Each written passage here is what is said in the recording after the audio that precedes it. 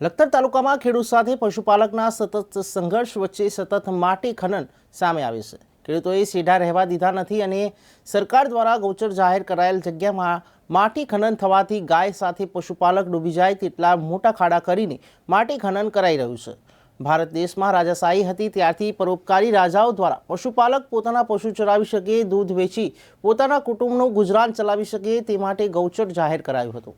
આ જમીનમાં ખુદ જે તે સ્ટેટના રાજા કે તેમના કુટુંબીજનો પશુપાલકના હિતમાં ક્યારેય ખેતી કરતા નહોતા, ત્યારે ખેડૂતો પણ પોતાના બળદ ચરી શકે તે માટે મોટા મોટા શેઢા રાખતા હતા। ભારત દેશમાં આઝાદી આવી પછી રાજાઓ દ્વારા અબોલ પશુ માટે રક્ષિત રાખવામાં આવેલ જમીન સરકારી ખરાબા તરીકે ઓળખાવી તેને ગૌચર જાહેર કરાઈ હતી, ત્યારે હાલ ટ્રેક્ટર આવી જતા શેઢા નાના થઈ ગયા છે।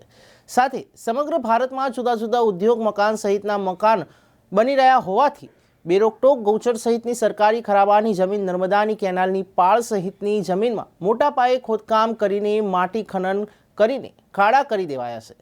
ત્યારે નામ નહીં દેવાની શરતે જણાવવામાં આવ્યું કે ગૌચરની જમીન રહી નથી, ખેતરમાં શેઢા રહ્યા નથી। આથી એક મહિનામાં આશરે 2 થી 3 વાર પશુપાલક ઉપર ભેલાણની અરજી કરવામાં આવતા પશુપાલક પરેશાન થઈ ગયા છે। ગૌચર સહિત જમીનમાંથી માટી ખનન અટકે તો જ પશુપાલક અને ખેડૂત વચ્ચેનો સંઘર્ષ ઓછો થાય તેમ છે।